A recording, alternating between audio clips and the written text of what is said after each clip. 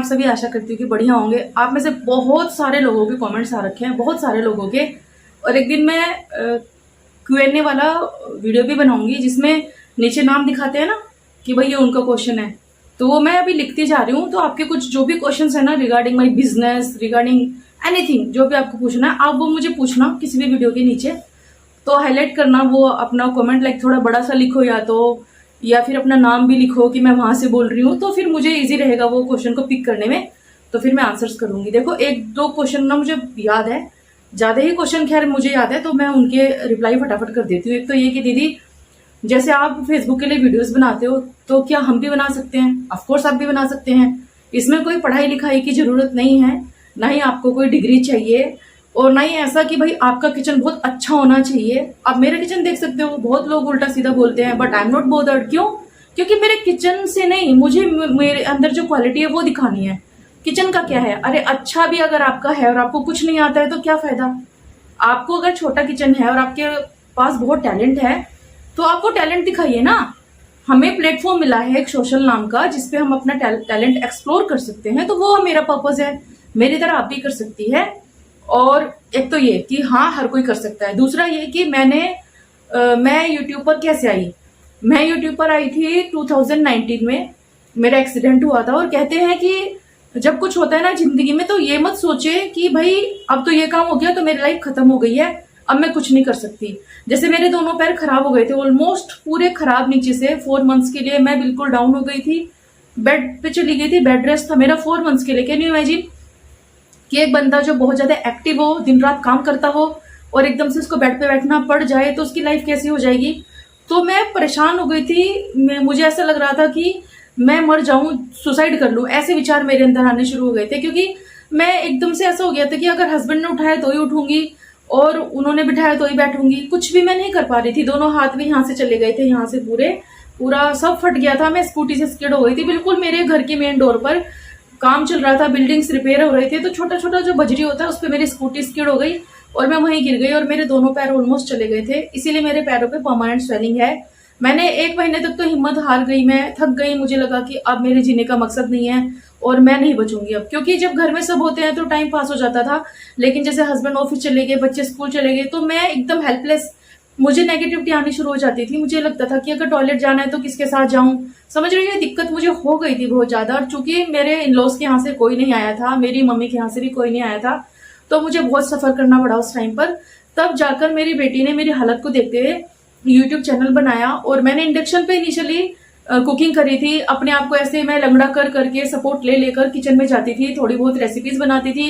Initially I was not comfortable, बहुत खराब लगता था, पर मुझे पॉजिटिव होना था, तो फिर मैंने ये काम शुरू किया। मैं यूट्यूब पर आ गई, तो ऐसे शुरू हुआ था मेरा यूट्यूब का, और अब आपके सामने है सब। तीसरा क्वेश्चन कि भाई जब हम ये जो शूटिंग करते हैं तो हमें कोई महंगा कैमरा चाहिए क्या, महंगा फोन चाहिए क्या? नहीं, बिल्कुल भी नहीं चाहिए। मेरा जो फोन था बड़ा सस्ता सा था। हम फोन को इस्तेमाल करते हैं एक दूसरे से बात करने के लिए, लेकिन हाँ आज के टाइम में फोन सिर्फ बात करने का माध्यम नहीं है। इस पर हम हजारों तरह की एक्टिविटी एक दिन में करते हैं, और इस फोन से आप कई चीजें कर सकते हैं। एक तो ये कि सारा दिन दूसरों की वीडियो देखने में टाइम वेस्ट कर दो, और दूसरा ये कि आप कुछ ऐसा करो कि लोग आपको देखना शुरू करें। ठीक है, तो अपने आप को, अगर आपको कुछ आता भी नहीं है तो दूसरों की वीडियोस देख के सीखो ना यार, कि हाँ यार ये कर रही है, ये चीज अच्छी है, तो मैं इससे पिक कर लेती हूँ। कोई कुछ नहीं कहेगा आपको, हर कोई गुणों से भरपूर नहीं होता है। हम सब एक दूसरे को देख देख के सीखते हैं, तो ऑफ कोर्स आप भी सीख सकती हैं। किसी को फॉलो कर लीजिए, किसी को देख लीजिए जिनका कंटेंट आपको अच्छा लगता हो, लेकिन हाँ लिमिट में रह के चीजें शेयर करनी चाहिए सोशल प्लेटफॉर्म पे। जैसे कि मैं अपने पेज पर कोशिश ये करती हूँ कि साफ सुथरी वीडियोस रहें, कुकिंग की रहें, कुछ आइडियाज है तो वो मैं शेयर करती हूँ। पर्सनल लाइफ दिखाने से कुछ नहीं होता है, आप हाईलाइट हो जाओगे और वो चीजें जो आपकी पर्सनल है वो सोशल प्लेटफॉर्म पे आ जाएगी, विच इज नॉट गुड। तो अपना टैलेंट हमें दिखाना है, पर्सनल लाइफ शेयर करने की कोशिश बिल्कुल ना करें, उससे कुछ नहीं होता है। चौथा क्वेश्चन कि जब हम ये शूटिंग करते हैं तो इसके लिए क्या क्या हमें चाहिए। तो माइक चाहिए हमें। हाँ, माइक मैंने लिया था क्योंकि मैं अमेजोन के लिए स्पॉन्सरशिप करती हूँ। अमेजोन के लिए वीडियोस जब मैं बनाती हूँ तो माइक चाहिए होता है। तो एक माइक है, वो भी ज्यादा महंगा नहीं है, 700-800 का मैंने लिया था। 2-3 साल पुराना हो गया माइक भी। प्लस एक ट्राइपॉड चाहिए। जिस स्टैंड पे फिलहाल मेरा कैमरा लगा हुआ है, ये इसे ट्राइपॉड कहते हैं। जब भी आप इसे लेती हैं 1500-1600 रुपए की रेंज का लेना। मेरे पास लिंक है किसी को चाहिए तो वो ले सकते हैं। मैं 3 साल से इसे यूज कर रही हूँ, बहुत बढ़िया है। मेरे से भी ज्यादा हाइट का है और एडजस्टेबल है, जितना चाहे छोटा आप कर सकते हैं, जितना चाहे बड़ा कर सकते हैं, ये आपको लेना पड़ेगा। 5वां कि क्या हम कुकिंग की रेसिपीज कुकिंग की वीडियोस बना सकते हैं। हमारा किचन में तो थोड़े स्पेस इश्यूज हैं, हमारा किचन अच्छा नहीं दिखता है। तो देखो, मैंने ये पहले भी बताया कि मेरा भी किचन ओपन ही है, इन सब चीजों से कुछ नहीं फर्क पड़ता। अगर आप किसी बंगले कोठी में बैठकर भी वीडियोस बनाओगे तो जो लोग बदतमीज हैं वो तो उस पर भी आपको उल्टा सीधा बोल देंगे। उन बदतमीज लोगों को आप शांत नहीं कर सकते। और जिन लोगों का आपको हुनर की परवाह है, जो जानते हैं कि आपका मकसद सोशल प्लेटफॉर्म पे आने का क्या है, वो आपको अप्रिशिएट करेंगे। चाहे आप एक झोपड़े में बैठ के भी वीडियो बना रहे हो, तो सिर्फ टैलेंट बोलता है, ये बकवास नहीं बोलनी चाहिए। तो जो लोग बोलते हैं उन्हें बोलने दो, कोई फर्क नहीं पड़ता। और हाँ, कभी कभी क्या होता है ना, जब कुछ लोग लिमिट क्रॉस कर देते हैं तो उनको जवाब देना भी जरूरी होता है, जैसे मैं देती हूँ। क्योंकि यहाँ पर मैं किसी की सुनने के लिए नहीं बैठी हूँ। अगर किसी को चीजें पसंद नहीं आ रही, वो सिंपली पेज को छोड़ के जा सकते हैं। हम किसी को किसी के घर से बुलाकर नहीं लाते। तो इतनी हिम्मत भी रखें कि अगर आपको कोई उल्टा बोले तो आपको जवाब देना आना चाहिए, ठीक है। एक और सवाल बहुत ज्यादा कि आपकी पेमेंट कितनी आती है, ये बहुत ही ट्रिकी सवाल है एक्चुअली। सोशल प्लेटफॉर्म पर हम इन चीजों के रिप्लाई सिंपल शब्दों में नहीं दे सकते। अगर मुझे 10,000 रुपए पेमेंट मिलता है तो मैं 10,000 यहाँ पर नहीं बता सकती, क्योंकि ये कुछ क्राइटेरियाज होते हैं जो आप रिवील नहीं कर सकते, ठीक है। लेकिन हाँ, मैं बता सकती हूँ, आपको थोड़ा आइडिया दे सकती हूँ। यूट्यूब से भी मुझे कितना पेमेंट आता है, यूट्यूब से मुझे ठीक ठीक पेमेंट आता है, ज्यादा बढ़ चढ़ के मैं नहीं बोलूंगी जितना आता है। यूट्यूब से मेरी जो मैक्सिमम पेमेंट अब तक गई है, वो मेरी इतनी गई है कि आप मेरा जो डबल डोर जो मेरा फ्रिज देख रहे हैं, इतना आप बाय कर सकते हो, ये फ्रिज आप ले सकते हो, इतना मेरा एक महीने का पेमेंट गया है। और जो मिनिमम पेमेंट है $7,000 नहीं, $100, मतलब यूट्यूब पे जो पेमेंट मिलती है वो $100 जब तक नहीं होंगे तो आपको पेमेंट नहीं मिलेगा। तो मिनिमम 7,000 भी आया है कभी कभी, ऐसा नहीं कहूंगी कि नहीं आया है, बिल्कुल आया है। It's depends on views. जब आपके व्यूज ही नहीं आएंगे तो पेमेंट कैसे आएगा। तो अगर बात आ जाती है लोगों की कि मेरे चैनल पे तो 10,000 फॉलोवर है, पेमेंट क्यों नहीं आ रही, उनसे कुछ फर्क नहीं पड़ता। फर्क पड़ता है व्यूज से, कितने लोग आपकी वीडियो वॉच कर रहे हैं, ठीक है। वो जो वॉचिंग टाइम होता है, वो जो व्यूज टाइम होता है, उससे पेमेंट मिलता है। ऐसे पेमेंट नहीं मिलता कि 10,000 लोग हैं तो पेमेंट आना शुरू हो जाएगा, ये इससे कुछ नहीं होता। यूट्यूब पर अगर आप चैनल बनाना चाह रहे हैं तो 100% बनाइए, क्योंकि पेमेंट की अगर बात की जाए तो यूट्यूब पर ज्यादा पेमेंट है फेसबुक के मुकाबले। यूट्यूब पर जो चैनल है उसे बनाना बहुत सिंपल है, गूगल पे सर्च कर सकते हैं। और यूट्यूब पे 3 क्राइटेरिया मेन होते हैं चैनल बनाने के बाद। एक तो आपके 1,000 फॉलोअर्स होने चाहिए, दूसरा 4,000 घंटे का वॉच टाइम होना चाहिए, यानी आपकी जो वीडियोस चल रही हैं उनको 4,000 घंटे लोगों ने देखा होना चाहिए, वो एक मेन क्राइटेरिया है। तीसरा 50,000 व्यूज चाहिए, यानी कि आपकी जो वीडियो है उनपे 50,000 व्यूज होना जरूरी है। व्यूज बहुत जल्दी हो जाते हैं, सब्सक्रिप्शन भी हो जाते हैं, अगल बगल के लोग कर देते हैं। कभी भी किसी को रिक्वेस्ट करके चैनल सब्सक्राइब ना करवाएं, क्योंकि वो लोग देखते नहीं है। और जब चैनल को सब्सक्राइब कर लेते हैं, नहीं देखते तो चैनल डिमोरलाइज हो जाता है, नीचे आ जाता है, उसकी रैंक ऊपर नहीं जाती है। तो कोशिश ये करें कि भाई आपके जेन्युइन फॉलोवर हो, कंटेंट अच्छा डालें, तो तीनों क्राइटेरिया फुलफिल हो जाएंगे तो हो सकता है आपको पहले महीने में ही पेमेंट मिल जाए। फेसबुक का क्राइटेरिया ये है कि 10,000 फॉलोवर होने चाहिए, 10,000 फॉलोवर होने चाहिए, और 60,000 का minute time, 60,000 watch time minute जो होते हैं वो होना चाहिए। और लाइव स्ट्रीमिंग के पैसे भी मिलते हैं, जैसे मैं लाइव वीडियोस बनाती हूँ उनके भी पैसे मिलते हैं, तो उसका भी क्राइटेरिया होता है। ऐसा नहीं है कि आपने वीडियो लाइव बना दी तो आपको पैसा मिलेगा, ऐसा नहीं है। एक टाइम फेसबुक ने सेट किया हुआ है, जब तक वो टाइम फुलफिल नहीं होता तब तक आपको कोई पेमेंट नहीं मिलेगा। जैसे मुझे पता ही नहीं था और मुझे इसका कोई पेमेंट मिलता नहीं था। तो यूट्यूब पे मैं जो फेसबुक है उस पर मेरी मैक्सिमम पेमेंट कितनी गई है अब तक, मेरी जो पहले महीने की यूट्यूब की पेमेंट थी वो इतनी थी, जैसे फुल्ली ऑटोमेटिक मशीन आती है 12 किलो की, 11-12 किलो की, उतनी मेरी फर्स्ट पेमेंट थी। उससे भी ज्यादा था, उससे आप अंदाजा लगा सकते हैं, उससे भी ज्यादा था। वो जो मेरी फुल्ली ऑटोमेटिक मेरी मशीन है वो मुझे पड़ी थी 32,000 की, तो उससे भी 10,000 थोड़ा ज्यादा लगा लो आप, उतना मेरा फर्स्ट महीने का पेमेंट था। सेकंड मंथ का पेमेंट मेरा इतना था कि आप एक बड़ा फ्रिज खरीद सकते हो, बड़े वाला फ्रिज ले सकते हो। एसी जैसे लेते हैं ना आप, स्प्लिट एसी, उससे 10,000 एक्स्ट्रा आप लगा लो, उतना मेरा सेकंड मंथ का पेमेंट था।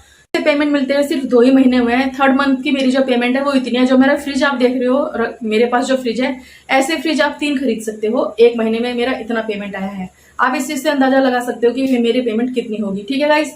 तो पैसा बहुत है, लेकिन हाँ, टैलेंट भी मैटर करता है कि आप क्या दिखाना चाहते हो। गंदी बकवास वीडियो बना के कोई फायदा नहीं है। ऐसी चीजें मत दिखाइए जिनसे आपके परिवार वालों को शर्मिंदा होना पड़े। अच्छी चीजें दिखाइए। ऐसा नहीं है कि लोग अच्छी चीजें नहीं देखते हैं, बिल्कुल देखते हैं। आप मेरा चैनल देख सकते हैं, एकदम सिंपल रेसिपीज बनाती हूँ मैं, लेकिन कितना प्यार आप लोग देते हैं। तो डिपेंड करता है कि आप क्या दिखाना चाहते हो, है ना। तो उस चीज पर फोकस करिए। आप भी कर सकती है, मैं अगर कर सकती हूँ तो आप भी कर सकती है। बिना किसी इन्वेस्टमेंट के मैंने ये सारी चीजें करनी शुरू कर दी हैं, ठीक है। अब जैसे मैंने कोई भी ऐसा खर्चा नहीं किया, सिर्फ मैंने 1500 रुपए का ट्राईपोड लिया था, मोबाइल मेरे पास था ही, और 800-900 रुपए का मेरा माइक था। उसके अलावा मैंने आज तक कोई भी इन्वेस्टमेंट अपने किचन में नहीं करी है। मेरे जैसे बर्तन में मैं उन्हीं में खाना बनाती हूँ। तो ये धारणा गलत है कि ज्यादा हम इन्वेस्ट करेंगे तभी हमारा चैनल ग्रो करेगा, ऐसा बिल्कुल नहीं होता फ्रेंड्स। तो ज्यादा खर्चा बिल्कुल ना करें, आप अपने घर से इन सिंपल से किचन में ही खाना बनाना शुरू करिए, या जो भी कंटेंट आप देना चाहती है उसे देना शुरू करिए। धीरे धीरे आपकी ग्रोथ हो जाएगी। भगवान अगर अच्छा करेंगे, आपका ग्रोथ बहुत अच्छी हो रही है, ऑफकोर्स आप अपने किचन में चेंज कर सकती है, लेकिन शुरुआत में नहीं। जैसे अब तक भी मैंने कोई ऐसा चेंज नहीं किया है, बस ये घर है, इसमें एक लाइट वाइट मैंने लगवा दी थी। अब मैं सोच रही हूँ कि जैसे मैं अपने गवर्नमेंट वाले घर में शिफ्ट करूंगी तो मैं उस किचन पे थोड़ा सा काम करूंगी लाइटिंग का, क्योंकि वहां पे लाइट वाइट थोड़ी कम होती है। तो लाइटिंग पे आप थोड़ा सा ध्यान दें। बाकी आपको जो करना है आप कर सकती है, लेकिन हाँ, साफ सुथरी वीडियोस बनाइएगा, ठीक है। ये कुछ ऐसे सवाल है जो आप लोग बहुत पूछते हैं, और मैंने शायद कोशिश करी है इनको आंसर करने के ढंग से। और एक और सवाल कि आप कौन सी ऐप से एडिटिंग करती है। VN करके एक ऐप होता है, VN करके app, which is very simple. वो मंथली अगर आप लेती हैं प्लान तो 250 रुपीज का आता है। ईयरली प्लान लेती है तो 1000 रुपीज का ईयरली प्लान है, मैंने वही लिया हुआ है। उससे एडिटिंग करना बहुत सिंपल है, आप घर में बैठ के एडिटिंग कर सकते हैं। एडिटिंग करने के लिए आपको कोई कंप्यूटर नहीं चाहिए, लैपटॉप नहीं चाहिए, फोन से एडिटिंग आप कर सकती हैं, जैसे मैं करती हूँ। फोन से ज्यादा हैंडी होता है, इजी होता है, घर में कहीं भी बैठ के आप कर सकती हैं। और ये सारी चीजें अगर आप करना चाहती है तो सबसे पहले आपको वाईफाई भी लगवाना पड़ेगा, क्योंकि जब हम वीडियोस बनाएंगे तो उन्हें अपलोड करेंगे, तो अपलोड करने के लिए डाटा चाहिए ना, तो वो वाईफाई कनेक्शन होना बहुत जरूरी है, वो भी चाहिए, तो वो भी आपको लगवाना पड़ेगा, ठीक है फ्रेंड्स। और जैसे मैं बिजनेस करती हूँ तो मुझे कुछ ऑर्डर्स आते हैं, तो मेरे पास ये, अब मैं एक रेसिपी शेयर करूंगी आपके पास पंजीरी की, जिसे मेवा पाक भी कहते हैं। इसकी रेसिपी, ये ऑर्डर था मेरे पास, अब नहीं है, बहुत पहले की एक वीडियो है जो मैंने ऑर्डर पे बनाया था, तो वो वीडियो मैं इसमें आपके साथ लगाऊंगी और आप देख सकते हैं कि कितनी बढ़िया पंजीरी बनी है। तो फ्रेश ये पंजीरी मैं आपके साथ लाइव सेशन में बनाऊंगी, लाइव वीडियो में। तो ये जो पंजीरी है ये 1400 रुपए किलो मैं सेल करती हूँ। बहुत बढ़िया रेसिपी है, फुल प्रूफ, किसी भी तरह की प्रॉब्लम नहीं आती। आप अपने घर में बनाना, और अपने बिजनेस में अगर आप करती हैं तो इसे इंक्लूड कर लीजिएगा, और विदाउट हेजिटेशन आप 1400 रुपए चार्ज कर सकती हैं, क्योंकि ये ड्राई फ्रूट से बनता है। आप बनाकर देखना, जितना भी खर्चा आएगा, जितना खर्चा आपका आता है कोई भी रेसिपी बनाने में, कुछ भी खाना बनाने में, उसका हमेशा 150-200 रुपए आपको एक्स्ट्रा लेना है, तभी तो प्रॉफिट आएगा। क्योंकि किचन में खड़े होकर भी हम वीडियोस बनाते हैं, किचन में खड़े होकर रेसिपी बना रहे हैं, फ्रेश बना रहे हैं। और जिन लोगों को महंगा लगता है, सीधा सीधा हाथ जोड़कर आप उन्हें ये कह सकते हैं कि आप बाजार से ले लो, मैं आपको जबरदस्ती नहीं कर रही हूँ, ठीक है फ्रेंड्स। लेकिन ये चीजें कुछ क्लियर होंगी बिजनेस में, तो या फूड बिजनेस रन कर सकती हैं, क्योंकि ये सब्जी की दुकान नहीं है। आजकल तो सब्जी की दुकान पर जाकर भी हम ये नहीं कहते कि भैया 10 रुपए किलो नहीं 5 रुपए किलो लगा लो। तो फूड बिजनेस में ये सब कहने की बातें नहीं आती। अगर किसी रेस्टोरेंट में या किसी मिठाई की दुकान पर आप मिठाई लेने जाते हैं, वहां का प्राइस अगर 600 रुपए किलो हो तो हम 600 रुपए किलो ही लेकर आते हैं। क्या हम कभी किसी दुकानदार को ये कहते हैं कि इसे 580 रुपए किलो लगा लो? नहीं ना। तो हमसे भी ऐसी उम्मीद ना करें लोग कि हम अपना प्राइस कम कर ले, जितना है उतने में ही मिलेगा। हम सारा कैलकुलेशन करके प्राइसिंग करते हैं, ऐसा कभी नहीं होता कि हम अपनी मर्जी से पैसे चार्ज कर रहे हैं। तो इस तरह की उंगली ना उठाएं लोग कि महंगे हैं। जिनको महंगा लगता है, बाजार में दुकानें हैं, सड़ा हुआ बासी 10 दिन पुराना खाना वो खाएं और मजे लें, कोई दिक्कत नहीं है। एक तरफ सबको ऑर्गेनिक चाहिए, एक तरफ सबको हेल्दी चाहिए, और एक तरफ सबको प्योर चाहिए, और दूसरी तरफ सस्ता चाहिए, फ्री में चाहिए। तो ऐसा नहीं होता है, फ्री में कोई प्रोवाइड नहीं करेगा आपको। तो 100% आप अपने घर से फूड बिजनेस रन कर सकती हैं, कोई प्रॉब्लम नहीं है। लेकिन हाँ, कुछ चीजें क्लियर होनी चाहिए। जो प्राइसिंग की है वो तो 100% क्लियर होनी चाहिए। पैसा 1-2 रुपया कम किया जा सकता है, लेकिन वो भी उनके लिए जो आपके रेगुलर कस्टमर हो। कभी कभी कोई ऑर्डर आता है तो उसके लिए we can not do compromise, ठीक है। ये बातें आपको ध्यान रखनी है। तो चलो, मैं रेसिपी भी शेयर कर रही हूँ आपके साथ, प्लस ये इन्फॉर्मेशन शायद आपको हेल्प करेगा, ठीक है। तो इस वीडियो को देखने के बाद कोशिश जरूर करना और ठंडे दिमाग से सोचना कि यस यार, मैं भी कर सकती हूँ, ये काम तो मैं भी कर सकती हूँ, बिना खर्चे के हो रहा है तो मुझे करना चाहिए। और आप कर सकती हैं, मैं कर सकती हूँ तो आप भी कर सकती हैं। आपको कोई भी दिक्कत अगर आती है किसी भी फील्ड में तो आप मुझे कांटेक्ट कर सकते हैं, मैं आपको रिप्लाई करूंगी। और हम सब साथ मिलके, सारी महिलाएं कुछ ना कुछ जब करेंगे तो कितना अच्छा लगेगा। दूसरों के लिए नहीं, मुझे मेरे लिए अच्छा लगता है यार। मैं अपने हस्बैंड के लिए नहीं कर रही हूँ, बच्चों के लिए नहीं कर रही हूँ, मैं अपने लिए कर रही हूँ। ये जो भी मैं कर रही हूँ मैं अपनी खुशी के लिए कर रही हूँ, क्योंकि मुझे अच्छा लगता है। घर में बैठे बैठे सारा दिन दूसरों की वीडियो देखना, उस पर टाइम वेस्ट करना, कर दिया ऑलमोस्ट। और जो समय चला जाता है वो वापस नहीं आता है। कई लेडीज ये कहती है कि मैं कल से करूंगी, कल से करूंगी, वो कल कभी नहीं आएगा। अगर आपके दिमाग में है कि आप कुछ करना चाहती हैं लेकिन कल करेंगी, तो वो कल कभी नहीं आएगा। मैं आपको बता दूं, आपको आज से ही करना पड़ेगा। मेरे पास जब ऑर्डर्स होते हैं ना, कई बार मुझे ऐसा लगता है कि यार आज नहीं बनाऊंगी, आज नहीं बनाऊंगी, लेकिन नहीं, अपने आपको पुश करती हूँ मैं कि क्यों नहीं बनाऊंगी, बनाना पड़ेगा, बनाऊंगी। कस्टमर का फेथ बढ़ता है, ट्रस्ट बढ़ता है, फ्रेश चीजें आप ऑन द ऑर्डर बना रहे हो, तो इन चीजों का ख्याल रख के जब करोगे ना, 100% सफलता आपके कदम चूमेगी।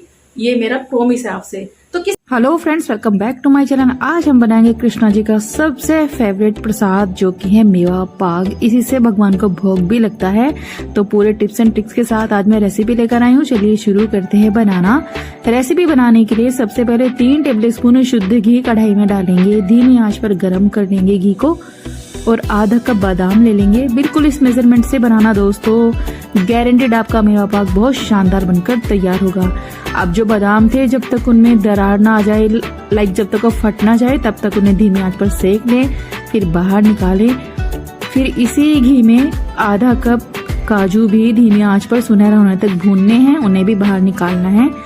फिर इस कढ़ाई में थोड़ा सा घी ऐड करके तकरीबन 1 टेबल स्पून, ये एडिबल गम यानी कि गोंद है, इसके बिना पाक नहीं बनता है।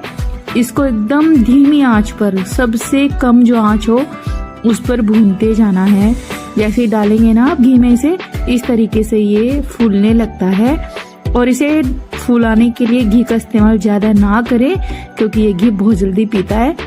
तो बस धीमी आंच पर इसे सेकना है। आप हाथ से दबाकर देखना, जब ये एकदम से चूरे जैसा हो जाए तब तक सेकिएगा, फिर बाहर निकाल ले। फिर इसी कढ़ाई में मैंने आधा कप लिए हैं खरबूजे के बीज और 1 कप जो गोला होता है ना, सूखा गोला जिसे कहते हैं, उसको कद्दूकस कर लिया है। दोनों चीजों को हल्का भूरा होने तक यानी कि सुनहरा होने तक भून लेंगे धीमी आंच पर। सारे ड्राई फ्रूट्स को धीमी आंच पर भूना मैंने। काजू बहुत बढ़िया भुने हैं। बादाम में आप देखेंगे कि दरार आ जाती है, फट जाते हैं, जैसे मूंगफली में क्रैक आता है ना भूनते हुए, बिल्कुल ऐसा क्रैक आपको दिखेगा। और ये देखिए, इसको दबाकर देखेंगे तो एकदम बारीक चूरे जैसा हो जाता है, यानी परफेक्ट ये सिक गए हैं। और ये देखिए, यहाँ पर है हमारा खरबूजे का बीज और नारियल। इसको भी जब हाथ से दबाकर देखेंगे तो ये भी चूरे जैसा होता है।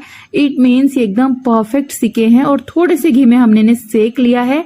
अब 2 कप लिए मैंने यहाँ पर मखानों को भी धीमी आंच पर भूनेंगे। देखिए, मैं इन्हें बिना घी के रोस्ट कर रही हूँ, लेकिन आप चाहें तो 2-3 चम्मच घी डालकर इन्हें भून सकते हैं। तो मैं यहाँ पर ज्यादा घी का इस्तेमाल ना करते हुए बिना घी के इन्हें भून रही हूँ। बहुत अच्छी सी खुशबू भी आती है और ये एकदम लाल लाल दिखने लगते हैं। बस ये आपको धीमी आंच पर सारा प्रोसेस करना है भूनने का। अब ये जो काजू हैं, सारे ड्राई फ्रूट्स बिल्कुल ठंडे हो चुके हैं। इन्हें मिक्सी के जार में डालकर बिल्कुल ऐसा पीस लेंगे। तो सारे ड्राई फ्रूट्स को आपको ऐसे ही पीसना है। देखिए दोस्तों, अगर आप चाहते हैं तो हल्का सा दानेदार इन्हें पीस सकते हैं। यहाँ पर मैंने गोंद भी पीस लिया है और ये मैंने खरबूजे के बीज, नारियल, मखाना सब पीस लिया है अच्छे से। बच्चे लोग पसंद नहीं करते ना ड्राई फ्रूट्स, अगर चंक्स उनके मुंह में आते हैं, लेकिन मेवा पाक में ना ड्राई फ्रूट्स में ये चंक्स बहुत टेस्टी लगते हैं। तो बस अब सारे पिसे हुए ड्राई फ्रूट्स को एक बड़े बर्तन में डाल लें। और मैंने थोड़ा सा ना यहाँ पर नारियल और खरबूजे के बीज जो भुने थे 2-3 चम्मच ऐसे डाला है। 2-3 चम्मच मैंने काजू बादाम को भी कूट के डाला है, इसका स्वाद अच्छा आएगा। सारी चीजों को डालने एक बड़े बर्तन में और अच्छे से मिक्स कर लीजिएगा हाथों से, ताकि सारी चीजें एक रस हो जाए। अब 2 कप ली है मैंने यहाँ पर चीनी, तकरीबन 500 ग्राम यानी कि आधा किलो। जितनी चीनी ली है उसका आधा पानी डालेंगे, यानी कि 2 कप में 1 कप पानी डालेंगे और मीडियम हीट पर इसे लगातार चलाएंगे। एकदम परफेक्ट मेजरमेंट के साथ मैं आपको रेसिपी दे रही हूँ। ट्राई करना, भगवान का भोग बनाने के लिए आपको पसंद आएगा। जब तक हमारी चाशनी बन रही है तब तक हमने थाली पे भी घी लगाकर तैयार कर लिया है। थोड़ा सा इलायची का पाउडर यहाँ पर डालेंगे फ्लेवर के लिए। आप चाहे तो केसर भी डाल सकते हैं या फिर बिना इनके भी बना सकते हैं। मेवा पाक में ना ड्राई फ्रूट्स का अपना एक ऑथेंटिक सा टेस्ट होता है जो बहुत बढ़िया लगता है। देखिए, मैंने चाशनी को मीडियम हीट पर 5 मिनट पकाया और यहाँ पर आप देखिए एक मोटा सा तार बनना चाहिए। जैसे यूजुअली एक तार बनता है ना पतला सा, ऐसा नहीं, एक मोटा सा एक तार जब बन जाए, जब आप गैस की फ्लेम धीमी कर दें और ये जो ड्राई फ्रूट्स हैं ये इसमें मिला दे सारे और धीमी आंच पर अब लगातार चलाते हुए इसे सिर्फ 4 मिनट काउंटिंग कर ले आप, 4 मिनट तक आपको इसे पकाना है एकदम लो फ्लेम पर। आप देखेंगे कि साइड छोड़ने लगेगा 4 मिनट के अंदर ही। बस इस बात का ध्यान रखिएगा कि कंसिस्टेंसी इसकी ज़्यादा गाढ़ी ना करें और 4 से ज़्यादा मिनट इसे ना पकाए। देखिए बिल्कुल ऐसा टेक्सचर दिखने लगेगा, कढ़ाई छोड़ने लगेगा ये। बस जब इकट्ठा सा होने लगे तब आप इसे ग्रीस्ड कढ़ाई में जो थाली है ना घी लगी उसमें डाल दीजिए। आप इसे केक टिन में, केक मोल्ड में, किसी परात में, किसी भी बर्तन में सेट कर सकते हैं। बस इस बात का ध्यान रखें कि यहाँ पर इस टाइम पर 2 जन होने चाहिए, क्योंकि फटाफट हमें ये ट्रांसफर करना है किसी थाली में, घी लगी हुई थाली या ट्रे में। और ऊपर से मैंने एक प्लेट ले ली है जिसके बैक साइड में अच्छे से घी लगा लिया था, उससे इसको इवन कर दिया है। अब इसी टाइम पर फटाफट आपको इसमें मार्क लगाने हैं, जैसा चाहे आप इसे कट करें। देखिए पिज्जा कटर से काट सकते हैं, नाइफ से काट सकते हैं, स्पैचुला से काट सकते हैं। इस टाइम पर ये इजीली कट जाएगा, लेकिन ठंडा होने के बाद दिक्कत आती है इसे कट करने में। तो यहाँ पर हमारे बहुत ही टेस्टी मेवा पाक बनकर तैयार है। मुश्किल से 1 घंटे में ये सेट होकर तैयार हो जाएगा। बहुत ही टेस्टी, सुपर सॉफ्ट। अब इसके ऊपर आप जो चाहे ड्राई फ्रूट्स डाल सकते हैं, चाहे तो चांदी का वर्क लगा सकते हैं। इसी से भगवान जी का भोग लगेगा। जन्माष्टमी पे भगवान का प्रिय प्रसाद है ये। एकदम परफेक्ट रेसिपी मैंने आपको दी है इस मेजरमेंट के साथ। जब आप बनाओगे तो बहुत टेस्टी बनेगा, बिल्कुल भी गड़बड़ नहीं होगी। ऊपर से थोड़े से पिस्ता मैंने इस पे डाले हैं, टोटली ऑप्शनल है। अब मैं आपको एक पाक तोड़कर दिखाऊंगी कि कितना सॉफ्ट बना है। तो बहुत ही सॉफ्ट, बहुत ही शानदार, नो फेल रेसिपी। आप ट्राई करना, आपको पसंद आएगी। तो भगवान का भोग बनकर हो गया तैयार कुछ ही मिनटों में। और ये देखिए कितना सॉफ्ट ये बना है। तो ना इसमें मावा है, ना दूध है, ना मलाई है, उसके बिना भी कितना शानदार बनकर तैयार हुआ है। तो एकदम परफेक्ट रेसिपी मैंने शेयर करी है। होप आपको पसंद आएगी। अगर वीडियो पसंद आए